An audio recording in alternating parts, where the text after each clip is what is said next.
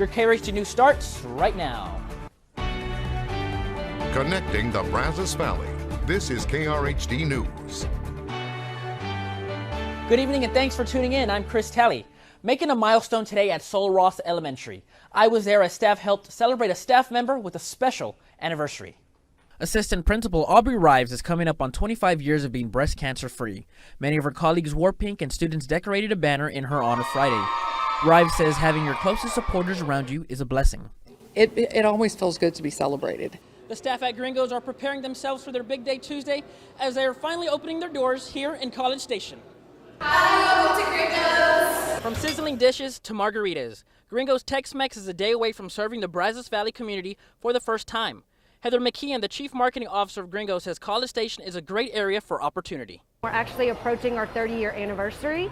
It was about the kids that have grown up and come to College Station, maybe have gone to school there, they've invested their families here. So it was just really a natural transition, not too far away from home. This is our first store outside of the Houston market. With the new location comes the need for workers. Economic Development Manager Bryan with Visit College Station says it's a trend we're seeing more locally. But a lot of growth and development, both in primary jobs and in retail sales. Gringos is a great example of one of those businesses that has been looking around for a while and determined that now is the time to come into the College Station market. Pasachik says the Brazos Valley is attracting plenty of attention from companies right now.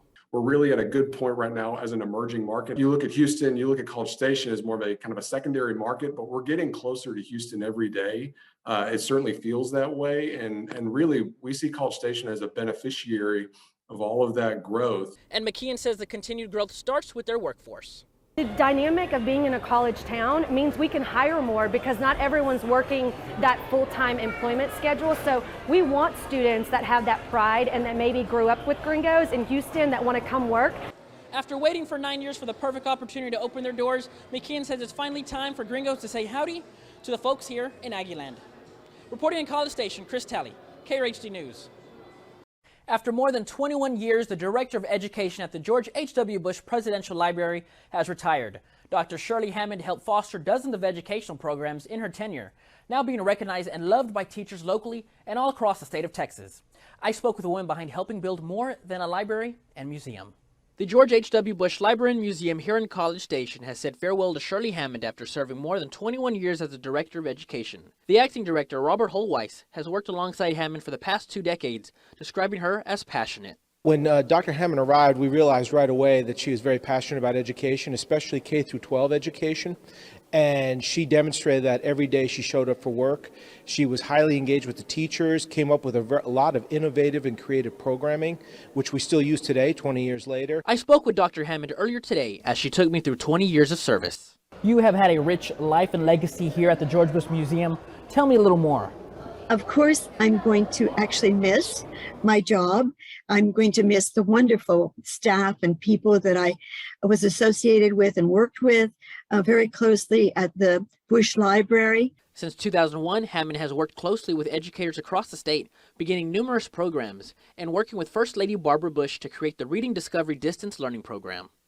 So this is where I felt we could broaden the range of children and make it even international so that children around the world would have the privilege of meeting her and asking her a question during the program. Renee Richards is a former Bryan High School teacher and education docent for the museum, saying Hammond personified the Bush family. George Bush Sr. had said that when you have power, that it should be used to serve the people, and I think she personified that. She used her strengths and her endless and tireless energy to help people. Hammond recalls that energy of helping people even in a time of crisis, especially on September 11th, 2001. I came into the workplace near the end of August of 2001. 2 weeks later, 9/11 happened.